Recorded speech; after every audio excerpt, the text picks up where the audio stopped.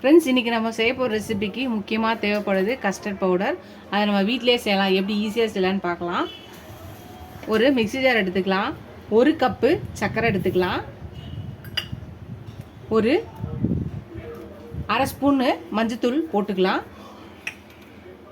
இதில் ஒரு 4 drop vanilla essence ஊற்றிக்கலாம். இப்போ எல்லாத்தையும் மிக்சியில் அடித்து எடுத்துகிட்டு வந்துடலாம். நல்லா அரைச்சாச்சு.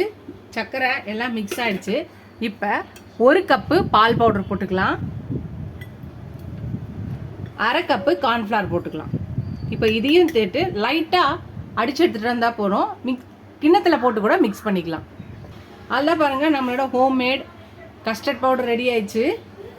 இதை நீங்கள் ஸ்டோர் பண்ணி வச்சுட்டா 3 மாதம் வரையும் நீங்கள் ஸ்டோர் பண்ணி எடுத்து வச்சுக்கலாம். இது ஒரு ஏர்டைட் கண்டெய்னரில் ஒரு பாக்ஸில் போட்டு வச்சுக்கோங்க. இப்போ ஒரு கிண்ணத்தில் இல்லை பேனில் நம்ம பாலை ஊற்றிக்கலாம். 1 லிட்டர் பால் ஊற்றிக்கோங்க. இப்போ கொஞ்சம் பாலை மட்டும் இந்த கிண்ணத்தில் ஊற்றிக்கலாம்.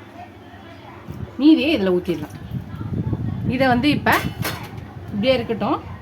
இதில் ஒரு 2 ஸ்பூன் கஸ்டர்ட் பவுடர் போடுறேன். இந்த கஸ்டர்ட் பவுடரை கரைச்சிக்கலாம். இதை நல்லா கட்டி இல்லாமல் நம்ம கரைச்சி எடுத்து வச்சுக்கலாம். பால் அடுப்பில் வச்சு இது நல்லா பால் காயட்டும். பால் நல்லா காஞ்சி பொங்கி வர ஆரம்பிச்சிச்சு. இப்போ நம்ம ரெடி பண்ணி வச்சுருக்க இந்த கஸ்டர்டு மில்கை ஊற்றிடலாம். இப்போ நல்லா மிக்ஸ் பண்ணிக்கலாம். ஒரு 2 நிமிஷம் இது அப்படியே இருக்கட்டும், மிக்ஸ் ஆகட்டும். இப்போ லைட்டாக கொதிச்சிச்சு. இப்போ இதுக்கு நம்மளுக்கு எவ்வளோ சுகர் தேவையோ அவ்வளோ போட்டுக்கலாம். நான் ஒரு அரை கப்புலேருந்து 3/4 கப்பு போட்டுக்கலாம், நம்மளோட சுகருக்கு ஏற்ற மாதிரி. இப்போ இது நல்லா மிக்ஸ் ஆகட்டும். சர்க்கரை கரைஞ்சி இது ஒரு கொதிச்சு வரட்டும். அதெல்லாம் நம்மளோட கஸ்டர்ட் மில்க் ரெடி ஆயிடுச்சு. இதை ஆஃப் பண்ணிவிட்டு இதை நல்லா ஆற விடலாம். ஃப்ரெண்ட்ஸ், நல்லா ஆறிடுச்சு நம்மளோட கண்டென்ஸ் மில்க்கு.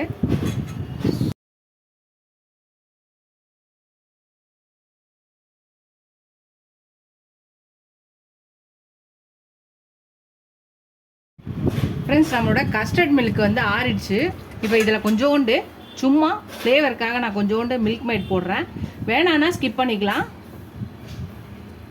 இல்லை நீங்கள் சுகர் அவாய்ட் பண்ணிவிட்டு இதை கூட ஃபுல்லாகவே நீங்கள் யூஸ் பண்ணிக்கலாம். கொஞ்சோண்டு போட்டாச்சு. இப்போ இதை மிக்ஸ் பண்ணிக்கலாம். இப்போ ஐஸ் க்யூப்ஸை போட்டுக்கலாம்.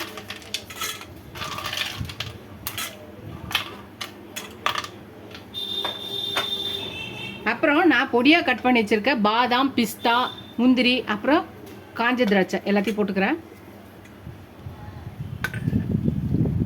அப்புறம் பார்த்திங்கன்னா சப்ஜா சீட்ஸு இல்லைன்னா சியா சீட்ஸு இதையும் எடுத்து போட்டுக்கலாம். பாதாம் பீஸ் இருந்தால் அதை கூட நீங்கள் போட்டுக்கலாம். இந்த சம்மருக்கு ரொம்ப ஹெல்த்தியானது. இப்போ எல்லாத்தையும் நல்லா மிக்ஸ் பண்ணிக்கலாம்.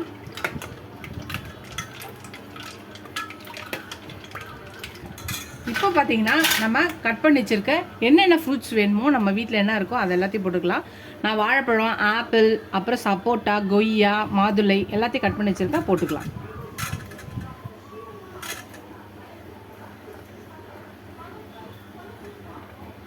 எல்லாத்தையும் நல்லா மிக்ஸ் பண்ணிக்கலாம்.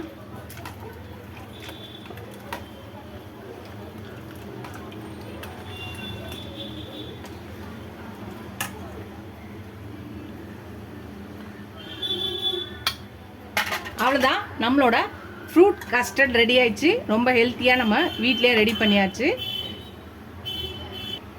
நம்ம சர்வ் பண்ணிடலாம். ரொம்ப ஹெல்த்தியாக கலர்ஃபுல்லாக ஒரு ஃப்ரூட் கஸ்டர்டு நம்ம வீட்டிலே ரெடி பண்ணிட்டோம். நீங்கள் இந்த சம்மர் ஹாலிடேஸ்க்கு இதை நீங்கள் ஹெல்த்தியாக செஞ்சு கொடுக்கலாம் பசங்களுக்கு.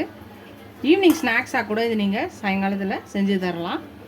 ரொம்ப ஹெல்த்தியானது ஃப்ரூட் கஸ்டர்ட்.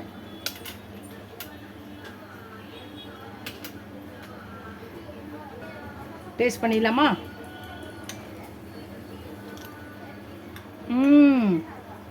சூப்பராக இருக்குது. கண்டிப்பாக ட்ரை பண்ணுங்கள். இன்றைக்கி நான் ரம்ஜான் ஸ்பெஷலாக இந்த ஃப்ரூட் கஸ்டர்ட் செஞ்சுருக்கேன். நீங்களும் ட்ரை பண்ணி பார்த்து எப்படி சொல்லுங்கள். ஃபஸ்ட் டைம் சேனல் பக்கம் சப்ஸ்கிரைப் பண்ணிட்டு பாருங்கள். இது ஒரு சப்ஸ்கிரைப் பண்ண எல்லா ஃப்ரெண்ட்ஸும் தேங்க்ஸ். எல்லோரும் கண்டிப்பாக ட்ரை பண்ணுங்கள். எனக்கு என் சேனலுக்கு சப்போர்ட் பண்ணிங்கன்னு நினைக்கிறேன். எவ்வளோக்கெவ்வளோ சப்ஸ்கிரைப் பண்ணி லைக் பண்ணி கமெண்ட் பண்ணுறீங்களோ அவ்வளோக்கெவ்வளோ என்கரேஜிங் இருக்கும், சப்போர்ட்டிங்காக இருக்கும். இந்த மாதிரி புது புது ரெசிபிஸ் பண்ண எனக்கு ரொம்ப ரொம்ப ஹெல்ப்ஃபுல்லாக இருக்கும். இது ஒரு அடுத்த பார்க்கலாம். டாடா பாபா ஃப்ரெண்ட்ஸ்.